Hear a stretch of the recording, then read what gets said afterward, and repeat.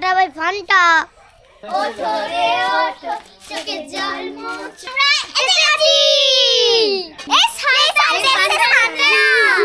আমরা তোমাদের গিফট দেবো, আন্টির হাতের কেকও খাবো। গিফট নাও।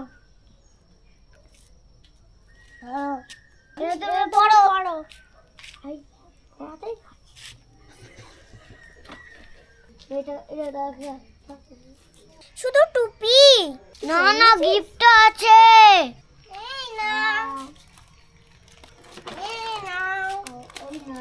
কি মজা, কি মজা, আমাদের গিফট দিয়েছে, কি মজা।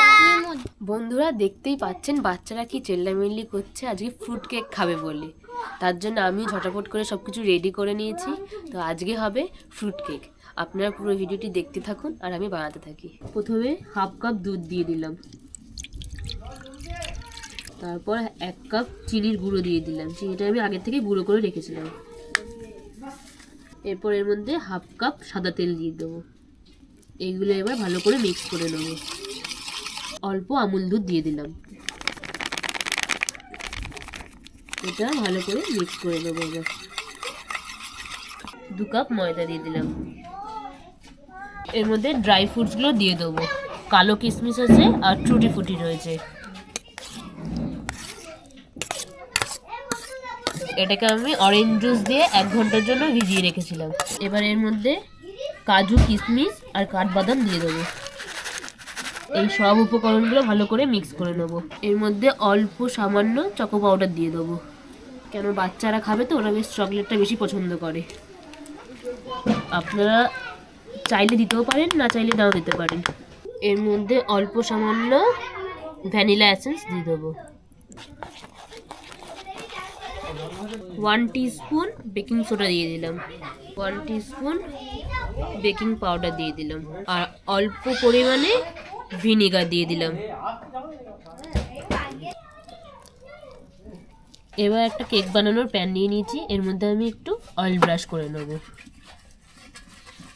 এবার এর মধ্যে বাটার পেপার দিয়ে দেবো। সাইড দিয়েও দিয়ে দেবো যাতে ভালোভাবে কেকটা উঠে যায়। এর উপর দিয়ে একটু অয়েল ব্রাশ করে দেবো।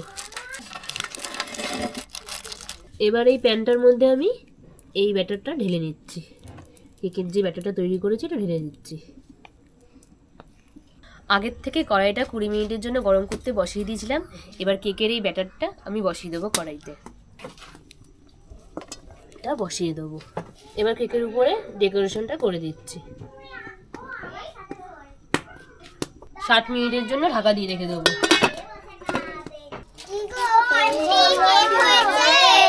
হ্যাঁ হয়ে গেছে, দেখবি? এই দেখ। আমি কি কেকটা খুলতে দিবি না?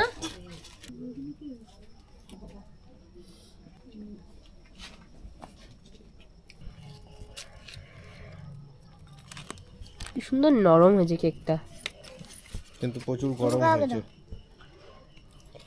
এ নাও সবাইকে দিয়ে দাও।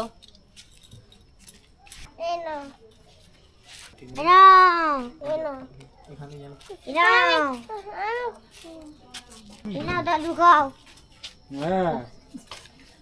Thank you.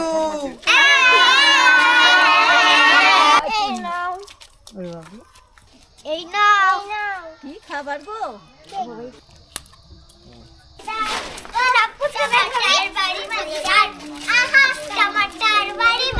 নাও।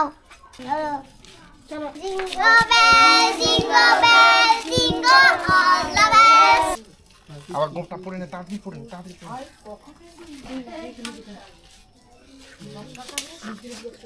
হে